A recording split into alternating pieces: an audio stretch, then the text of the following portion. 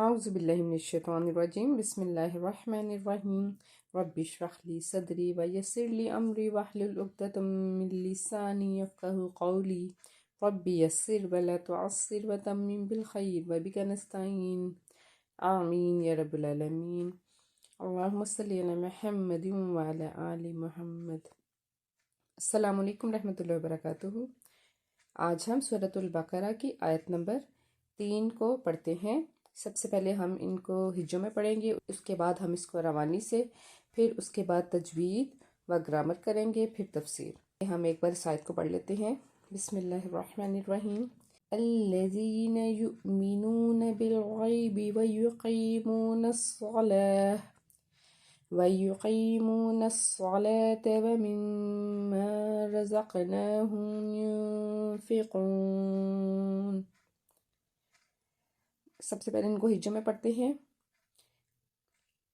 حمزہ لام زبر لام زبر لا زا یا زیر زی الذی نون زبر نا الذین یا حمزہ پیش یو میم زیر می یؤمی نون واو پیش نو یؤمنو نون زبر نا یؤمنون با لام زیر بل غین یا زبر غی بالغی با زیر بی بالغیبی واو زبر وا یا پیش یو ویو قاف یا زیر قی ویقی میم واو پیش مو ویقیمو نون صاد زبر نس صاد زبر سا ویقیمون الصا واو کھڑا زبر وا تا زبر تا ویقیمون الصلاة واو زبر وا میم میم زیر میم میم الف زبر ما و میم ما وا زبر وا زا قاف زبر زق رزق نون کھڑا زبر نا رزقنا میم پیش ہم رزقناہم یا نون پیش یون فا زیر فی یون فی قاف واو پیش قو ينفقو نون زبر نا ينفقون وقف کریں گے تو ينفقون۔ جی اب ہم ان کو تجوید میں ایک بار پڑھ لیتے ہیں۔ الف کے اوپر کوئی حرکت نہیں نظر آ رہی اللہ زینہ کے، تو اس کو ہم عارضی زبر لگاتے ہیں۔ عارضی زبر لگائیں گے تو پھر لام کے ساتھ ملا کے تشدید سے پڑھتے ہیں الذین۔ لام کو 2 بار پڑھا جائے گا، تشدید کا قاعدہ ہے۔ حمزہ لام زبر لام زبر لا اللہ زا یا زیر زی یا سے پیچھے زیر ہونے کی وجہ سے مد اصلی ہے، ایک الف کے برابر اس کو کھینچ کے پڑھیں گے۔ آگے نون زبر نا یا کے بعد دیکھیں واو کے اوپر حمزہ ہے، حمزہ کے اوپر جزم ہے، یعنی کہ حمزہ جو ہے وہ ساکن ہے، اور یہاں پہ جو واو ہے اس کو ہم نہیں پڑھیں گے، ہم نے حمزہ کو پڑھنا ہے، یا حمزہ پیش یو، ٹھیک ہے، واو نہیں پڑھیں گے۔ تو اور اس کے اوپر جزم ہے، اس کا مطلب ہے اس کو ہم نے ایک ہلکا سا جھٹکا دے کے پڑھنا ہے۔ یو میم زیر می نون واو پیش نون واو کے پیچھے پیش ہے، اس کا مطلب ہے یہ مد اصلی ہے، اور ایک الف کے برابر کھینچ کے پڑھیں گے یو می نون زبرنا آگے با لام زیر بل غائن ہے، غائن کو ہم نے پر پڑھنا ہے کیونکہ حروف مستعلیہ کا حرف ہے۔ آگے یا ہے، یا سے پیچھے زبر ہونے کی وجہ سے یالین کا قاعدہ ہے بالغی بازر بی ویوقی قاف جو ہے وہ حروف مستعلیہ کا حرف ہے، اس کو پر پڑھیں گے۔ آگے یا ہے، یا سے پیچھے زیر ہے، یا مد اصلی ہے، ایک الف کے برابر کھینچ کے پڑھیں گے۔ ویوقی آگے میم کے پیچھے اس کے بعد واو ہے، واو سے پیچھے پیش ہے، یہاں پہ بھی ہم واو مدہ کریں گے، یعنی کہ اس لفظ میں 2 بار مد اصلی آ چکا ہے۔ ویوقیمو اوکے نون زبر نا ویقیمونس نون کو سواد سے ملائیں گے، سواد کے اوپر تشدید ہے، سواد 2 بار پڑھا جائے گا، سواد حروف مستعلیہ کا حرف ہے، اس لیے اس کو ہم نے پر پڑھنا ہے، اور ساتھ اس کو بھی یاد رکھنا ہے کہ یہ حروف صفیریہ ہے، جب ہم اس کو پڑھیں تو سیٹی کی آواز آنی چاہیے۔ نا واو ہے، واو کے اوپر کھڑا زبر ہے، ایک الف کے برابر کھینچ کے پڑھیں گے۔ آگے و مم ما پہ میم کے اوپر تشدید ہے، یعنی کہ میم مشدد ہے، تو خوب گننا کریں گے، گننا خوب کریں گے۔ و مما آگے را ہے، را کو پر پڑھیں گے کیونکہ اوپر زبر ہے، زا کو قاف سے ملائیں گے، قاف حرف مستعلیہ کا حرف ہے اور اس کو ہم پر پڑھیں گے۔ نون کے اوپر کھڑا زبر ہے، تو ایک الف کے برابر اس کو کھینچ کے پڑھیں گے۔ ہا جو ہے حروف حلقی ہے، حلق کے نچلے حصے سے اس کو ادا کریں گے۔ آگے دیکھیں ینفقون میں جو نون ساکن ہے اس کے آگے ہے فا، اس کا مطلب ہے یہ حروف اخفا کا حرف ہے، تو ہم نے غنہ کرنا ہے، ناک میں آواز چھپانی ہے، یوں یا نون پیش یوں، فا ظرفی یوں فی، قاف پر پڑھیں گے۔ اس کے بعد پھر مد اصلی ہے یعنی کہ واو سے پیچھے پیش ہے، تو اس کو ہم نے ایک الف کے برابر کھینچ کے پڑھنا ہے، ينفقون۔ جی سورۃ البقرہ کی آیت نمبر جو 3 ہے اس کی اب سب سے پہلے ہم اس کا لفظی ترجمہ اور با محاورہ ترجمہ کرتے ہیں۔ الذین وہ لوگ، یؤمنون ایمان لاتے ہیں، بالغیب غیب پر، ویقیمون الصلاۃ و اور یقیم قائم کرتے ہیں، الصلاۃ نماز، ومما و اور مم سے، ما جو، رزقنا ہم نے دیا، ہم ان کو، جو رزق دیا ہم نے ان کو، یونفقون وہ خرچ کرتے ہیں۔ با محاورہ ترجمہ کیا ہوگا؟ جو غائب پر ایمان لاتے ہیں اور قائم کرتے ہیں نماز کو، اور جو ہم نے ان کو دیا اس میں سے وہ خرچ کرتے ہیں۔ اب ان کو ہم گرامر کے اصولوں کی مناسبت سے دیکھتے ہیں۔ الذین یہ کیا ہے؟ یہ اسم موصول ہے، اور الذین سب مذکر کے لیے آتا ہے، مذکر ہے وہ لوگ، وہ سب، یا وہ جنہوں نے۔ اس کے بعد آگے لفظ ہے یؤمنون، یہ یا کی وجہ سے پتہ چل رہا ہے کہ یہ فعل مضارع ہے، یعنی کہ یہ فعل چل رہا ہے اور مضارع کا سائن ہے، فعل مضارع ہے، اور اس کا روٹ ورڈ کیا ہے؟ حمزہ میم نون، یعنی کہ اس میں کیا ہے؟ حرف علت شامل ہے، سب سے پہلے حمزہ، ٹھیک ہے۔ اور یہ باب کون سا ہے؟ باب الافعال سے ہے، یہ فعل بھی ہے اور فاعل بھی ہے، اور فاعل اس کا کیا ہے؟ ہم یؤمنون، ٹھیک ہے، وہ سب ایمان لاتے ہیں، اور اس کا جو مادہ ہے وہ کیا ہے؟ حمزہ میم نون، اور ماضی کا صیغہ کیا ہے؟ آمن، اور فعل مضارع کیا ہے؟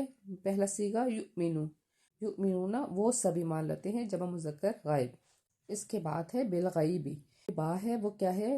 حرف جر، بال کے بعد غائبی، غائبی کیا ہے؟ اس کے روٹ ورڈ کیا ہے؟ غائن یا با، اور یہ مجرور ہے، پہلے با جر تھا اور یہ مجرور ہے، تو یہ کیا بن گیا؟ جار مجرور، اور یہ جو ہے یہ متعلق ہے کس کے؟ جو پیچھے اس کا فعل جا رہا تھا، یعنی کہ یؤمنون کے متعلق کہا گیا ہے، یہ کیا ہے؟ متعلق فعل کی ہے۔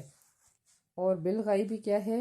یہ جنس میں مذکر ہے، عدد میں واحد ہے، وسعت میں یہ معرفہ ہے، اور کیوں معرفہ ہے؟ کیونکہ ال لگا ہوا ہے، اور جس حرف کے ساتھ، جس کلمے کے ساتھ ال کا اضافہ ہو، ال پہلے اس کے سٹارٹ میں آئے، تو وہ ہمیں بتاتا ہے کہ اس میں معرفہ ہے۔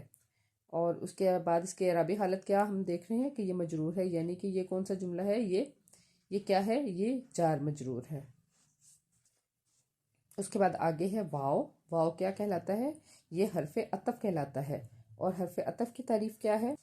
حرف عطف جو ہیں وہ کون کون سے ہوتے ہیں؟ او، وا، ثم، فا، اور واو کو ہم دیکھتے ہیں، واو کے مطلب ہے پہلے کام کے بعد دوسرا کام ہوگا، مگر وقت اور ترتیب کی قید نہیں، بیچ میں کچھ اور ہو سکتا ہے۔ تو یہ درمیان میں اب دیکھیں واو آ رہا ہے، اور اس سے جو پیچھے والا جملہ کہ یہ معطوف علیہ ہے، اور یہ جو آگے ہے واو یہ عطف کہلائے گا، ٹھیک ہے۔ اس کے بعد یقیمون، یہ کیا ہے؟ یا کی وجہ سے ہمیں پتہ چل رہا ہے کہ یہ فعل مضارع ہے، اور اونا کی آواز جو ہے، اونا کا جو ساؤنڈ ہے وہ بتا رہا ہے کہ یہ جمع مذکر غائب ہے، یعنی کہ گردان میں اس کا جو نمبر ہے وہ 3 ہے، اور اس کے روٹ ورڈز کیا ہے؟ قاف واو میم، اور یہ باب الافعال سے ہے، اور یہ جو فعل ہے اس کے ساتھ یہ ساتھ ساتھ یہ فائل بھی ہے، اور فائل کیا ہے اس میں؟ ہم، یعنی کہ چھپی ہوئی ضمیر ہے ہم کی۔ یہ کیسے بنا ہے؟ کیونکہ اس میں قاف واو میم ہے تو حروف علت ہے واو، حروف علت اگر متحرک ہو، اب یہاں واو کے نیچے زیر ہے یعنی کہ یہ متحرک ہے، اور اس کے پیچھے حرف پر ساکن ہو، اس سے پیچھے کیا ہے؟ قاف، اور قاف پہ آپ کو جزم نظر آ رہی ہے، یعنی کہ وہ ساکن ہے تو حرف علت اپنی حرکت پیچھے منتقل کر کے خود اس حرکت کے موافق حرف میں تبدیل ہو جائے گا۔ اچھا، واو کے نیچے جو زیر تھی وہ اس نے قاف کو دی۔ اچھا، اب اس کو ہم پڑھ نہیں سکتے کیونکہ واو ہے، واو سے پیچھے زیر ہے۔ اب کیونکہ پیچھے زیر ہونے کی وجہ سے واو کو ہم گرا دیتے ہیں۔ اگر ہم واو کو گرا دیں گے تو پھر یہاں پہ جو زیر ہے اس کے موافق حرف کون سا آئے گا؟ یا۔ تو جب ہم نے یا کو ایڈجسٹ کیا تو کیا بن گیا؟ یقیمو۔ آگے والا لفظ ہے الصلاۃ۔ اس کے روٹ ورڈز کیا ہے؟ صاد، لام، واو، اور یہ جو ہے اس کے اوپر آپ کو زبر نظر آ رہی ہوگی، وہ آپ کو اس بات کا بتا رہا ہے کہ یہ مفعول ہے۔ پیچھے فاعل تھی، اس کے بعد کون سا حرف آ گیا؟ مفعول آ گیا۔ الصلاۃ ہر جنس میں مؤنث ہے اور یہ عدد میں واحد ہے۔ وسعت میں یہ معرفہ ہے کیونکہ اس سے پہلے آپ دیکھیں الف لام اس کے سٹارٹ میں لگا ہوا ہے، جس نے ہمیں بتایا کہ یہ معرفہ ہے، اور اعرابی حالت اس کی کیا ہے؟ نصب میں ہے، اور اس سے ہمیں یہ پتہ چلا کہ یہ مفعولی حالت میں ہے۔ الذین سے لے کے الصلاۃ، اس کو پہلے ہم غور سے دیکھتے ہیں۔ جو اللہ، اس کو پہلے ہم اچھی طریقے سے سمجھ لیں۔ الذین یؤمنون بالغیب، یہاں تک جو جملہ ہے اس کو کہیں گے معطوف ہے۔ واو جو ہے وہ حرف عطف ہو گیا، اور یقیمون الصلاۃ یہ معطوف ہے، ٹھیک ہے، اور یہ سارا کیا بن گیا؟ یہ صلہ بن گیا الذین، یعنی کہ اس میں موصول جو ہے الذین، اگر اس میں موصول ہوگا تو آگے جو اس کا جملہ ہوگا وہ یقیناً صلہ ہوگا۔ تو یہ یومنون سے لے کے الصلاۃ جو ہے یہ صلہ ہے اس میں موصول الذین کا۔ اور تیسری بات اس میں کیا ہے کہ صفت ہے۔ کس کی صفت ہے؟ جو ہم نے اس سے پیچھے آیت پڑھی تھی للمتقین، اس میں جو للمتقین تھا یہ اس کی صفت کہلائے گا۔ یہ جملہ، اگلا جملہ الذین یؤمنون بالغیب ویقیمون الصلاۃ، اور وہ تھا للمتقین، یعنی کہ اس میں لام تھا، حرف جر تھا، اس لیے وہ جار جملہ کہلایا، اور یہ مجرور، یہ ساری جو جملہ ہے یہ محلن مجرور جملہ ہے، ٹھیک ہے۔ آگے دیکھیے، واو جو ہے وہ پھر عاطفہ ہے، اور اس کے بعد ہے مما، جو من ہے وہ حرف جار میں ہے، اور یہاں پہ سلائڈ اس میں آپ کو ایک لسٹ نظر آ رہی ہے، یہاں پہ یہ 6 نمبر پہ ہے، اس کا مطلب ہے سے یا فروم۔ اس کے بعد جو ما ہے وہ کیا ہے؟ وہ اس میں موصولہ میں آئے گا، تو میننگ کیا ہو جائیں گے اس کے؟ اور اس میں سے، متعلق کس کے ہے؟ یہ ینفقون کے۔ فمما کیا ہو گیا؟ یہ مرکب جاری بن گیا، اور اس کے بعد دیکھیں مما کیا بن گیا؟ اب مرکب جاری ہو گیا۔ آگے دیکھیں رزقناہم، مادہ اس کا کیا ہے؟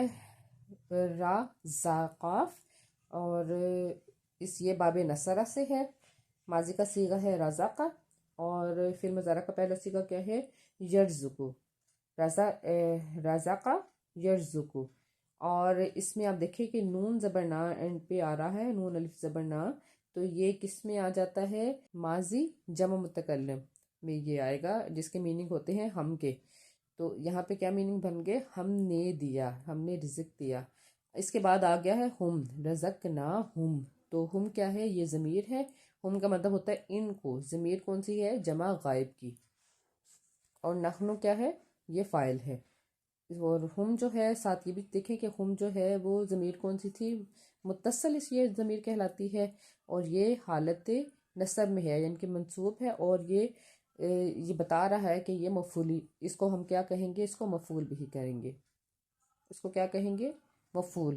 اور یہ کون سا جملہ بن گیا ہے؟ کہاں سے شروع ہو گیا؟ وَمِمَّا، یہ تو تھا مبنی حرف، اور اس کے بعد وَمِمَّا کے بعد رزق کیا بن گیا؟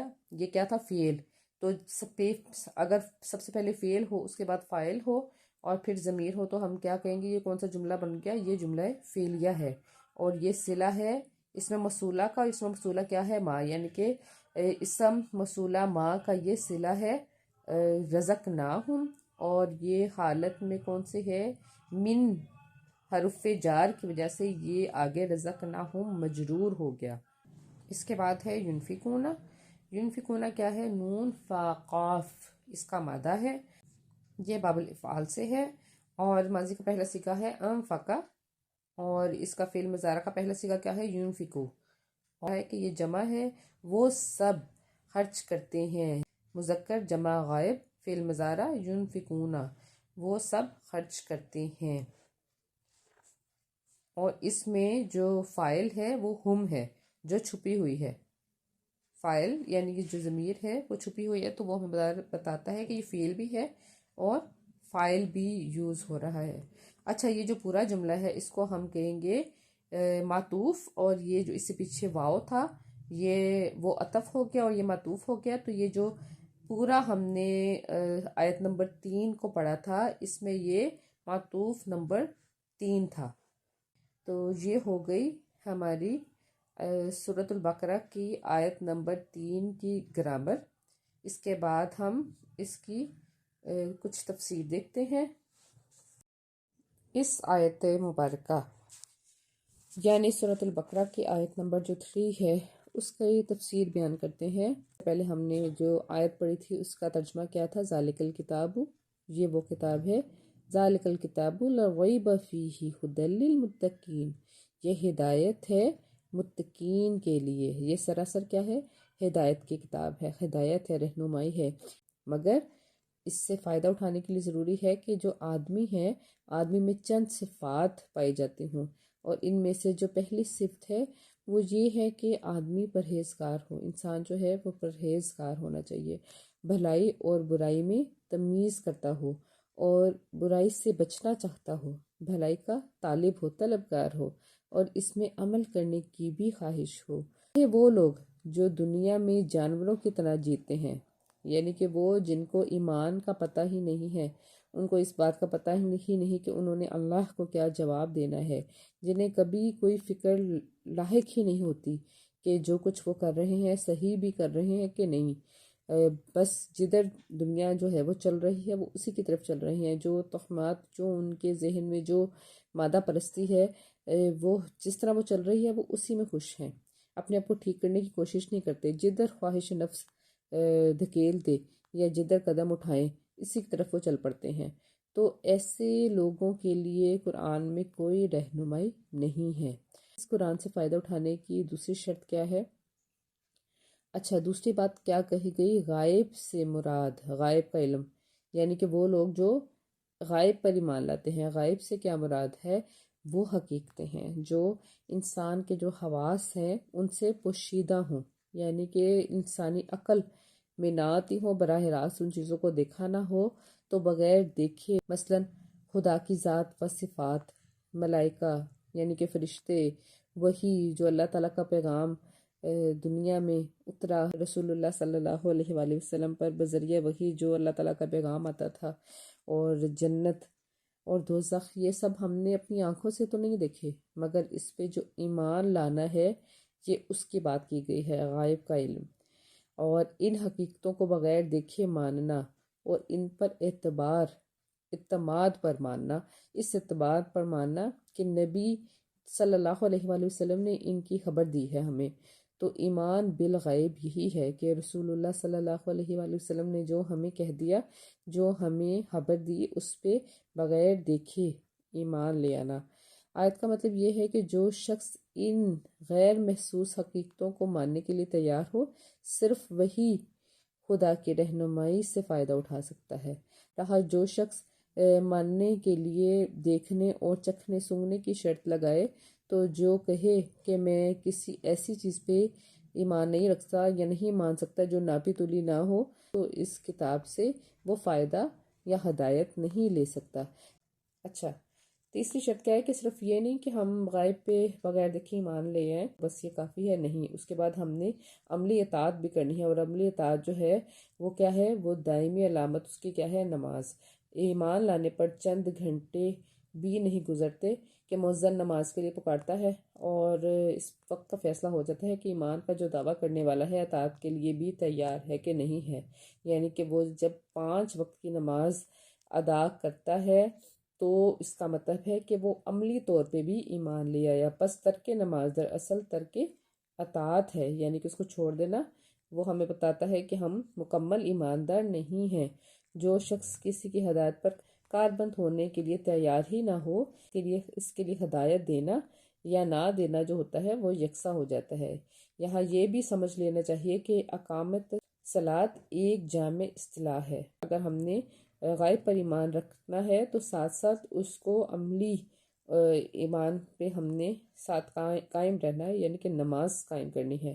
اور اس کے علاوہ قرآن کی رہنمائی سے فائدہ اٹھانے کے لیے چوتھی شرط کیا ہے کہ انسان جو ہے وہ تنگ دل نہ ہو، جو کچھ اللہ تعالیٰ نے دیا اس میں سے وہ خرچ کرے، بندوں کے جو مقرر حقوق مقرر کیے گئے ہیں انہیں ادا کرنے کے لیے وہ تیار ہو، جس چیز پر ایمان لایا ہے اس کی خاطر وہ مالی قربانی کرنے میں بھی دریغ نہ کرے، اور جو کچھ اللہ تعالیٰ نے دیا اس سے دوسروں کو فائدہ پہنچائے۔